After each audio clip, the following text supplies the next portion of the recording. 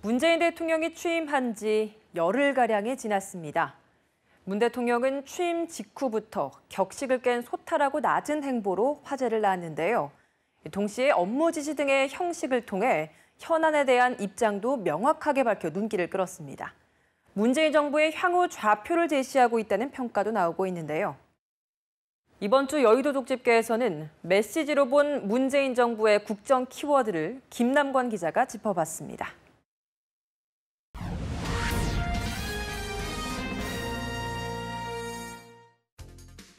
문재인 대통령은 대선 기간 어떤 후보들보다 더 강한 목소리로 적폐청산과 개혁 의지를 밝혀왔습니다.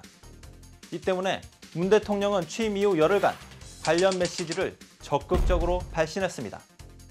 우선 12일 업무 지시 2호를 통해 박근혜 정부가 강행한 국정역사 교과서의 폐기를 지시했습니다. 역사 교육의 정치적 논리에 의해 이용되지 않아야 한다는 대통령의 확고한 의지를 보인 것입니다. 문 대통령 개혁 의지가 더 구체적으로 드러난 건 이른바 돈봉투 만찬 물의를 일으킨 검찰 고위 인사들에 대한 감찰 지시였습니다. 이영렬 전 서울중앙지검장과 안태근 전 법무부 검찰국장이 박근혜 전 대통령과 우병우 전 청와대 민정수석에 대한 조사를 마무리한 직후 만찬 자리에서 각각 상대 측 후배 검사들에게 돈봉투를 전달한 것이 드러나면서 논란이 커지던 시점이었습니다. 법무부 감찰위원회와 대검찰청 감찰본부는 이상의 점에 대하여 엄정히 조사하여 공직기강을 세우고 청탁금지법 등 법률 위반이 있었는지 여부도 확인해야 합니다. 문 대통령은 이후 이 전 지검장 자리에 18대 대선 당시 국정원 댓글 사건 수사를 지시하다 좌천되고 이후 최순실 게이트 수사 때 특검 수사팀장으로 참여한 강골 윤석열 대전고검검사를 기수 파괴를 통해 승진 임명했습니다. 해이해진 공직기강을 바로 세우겠다는 의지라는 설명이지만 검찰개혁의 본격적인 신호탄이라는 분석이 많습니다. 청와대 민정수석에 검찰개혁 의지가 강한 조국 서울대 교수를 발탁한 연장선상이 아니냐는 겁니다.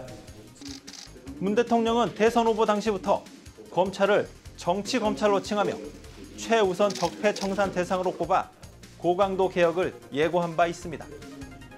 아울러 문 대통령이 재벌 저격수로 불리는 김상조 한성대 교수를 경제검찰 공정거래위원장에 내정한 것 역시 검찰과 함께 개혁이 시급하다고 판단한 재벌 개혁의 신호탄으로 받아들여지고 있습니다.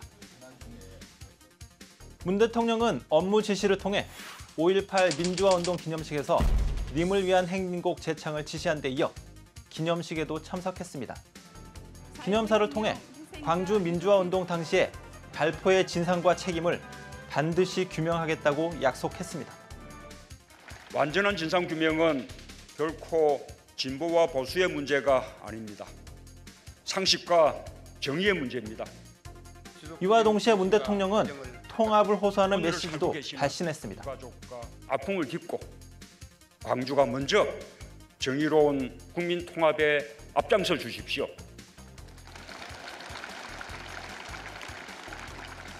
광주의 아픔이 아픔으로 머무르지 않고 국민 모두의 상처와 갈등을 품어 안을 때 세월호 기간제 교사 2명의 순직을 인정하도록 업무 지시한 것 역시 정의로운 통합이라는 가치를 추구하는 메시지로 풀이됩니다.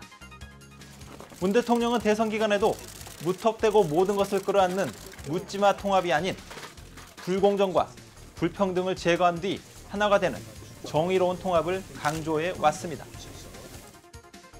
문 대통령은 취임 당일인 지난 10일 일자리위원회 구성을 담은 제1호 업무 지시를 내렸습니다.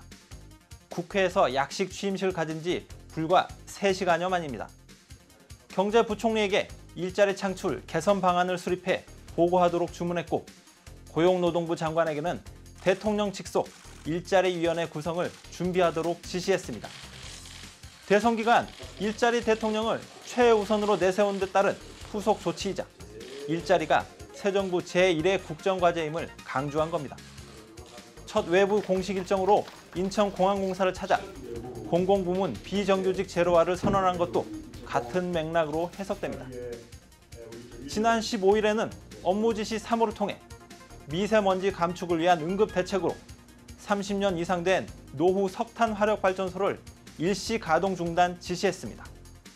국민의 안전을 챙기겠다는 메시지입니다. 미세먼지 문제는 최근 들어 온 국민이 가장 민감하게 피부로 심각성을 느끼는 사안임을 감안한 겁니다.